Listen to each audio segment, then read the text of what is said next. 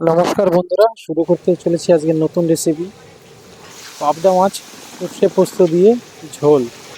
প্রথমে মাছগুলোকে ধুয়ে লবণ, কাঁচা তেল, হলুদ মেখে রেখেছি আধা ঘন্টার জন্য। কড়াইতে তেল দিয়ে তেলটা স্লো টু মিডিয়াম হিটে গরম করার পরে এক এক করে মাছগুলো দিয়ে সুন্দর করে একটু কড়া ভাজা দিয়ে মাছগুলো নামিয়ে নেব। আমাদের এখানে 50 কিলো পাবদা মাছ আছে। আমাদের এদিকে মাছ ভাজা চলছে, প্রায় মাছ ভাজা শেষের দিকে। দেখতে পাচ্ছেন সুন্দরভাবে ভাজা হয়ে গেছে মাছগুলো।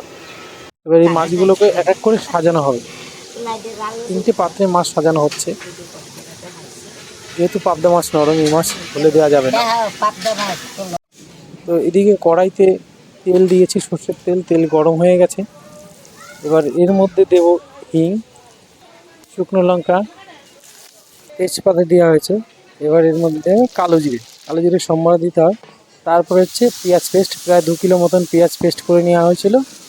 এবার দেবো একটু পরিমাণে চিনি, যাতে পেঁয়াজের কাঁচা ফ্লেভারটা না থাকে। পেঁয়াজটা সুন্দরভাবে ভাজা হচ্ছে। এবার এর মধ্যে দেওয়া হবে কাঁচা লঙ্কা গোটা, দেবো আদা পেস্ট,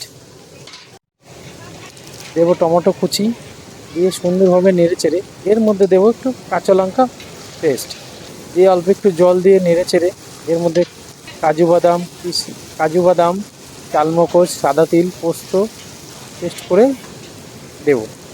এরপরে একটু হলুদ দিয়ে সুন্দরভাবে নেড়ে চেড়ে দেখব, যখন মশলার গা থেকে তেল বেরিয়ে আসছে একটু জল দিয়ে নেড়ে চেড়ে নেব। আবার দেখব মশলার গায়ে তেল বেরিয়ে আসছে, তখন একটু লবণ দেব, দিয়ে একটু পরিমাণে জল দিয়ে নেড়ে চেড়ে পরিমাণ মতো জল দেব।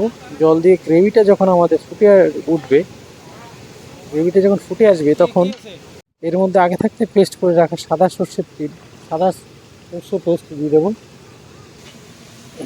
দেবো কাঁচা তেল, এতে সর্ষের ফ্লেভারটা দারুণ আসে। আমাদের গ্রেভি রেডি হয়ে গেছে।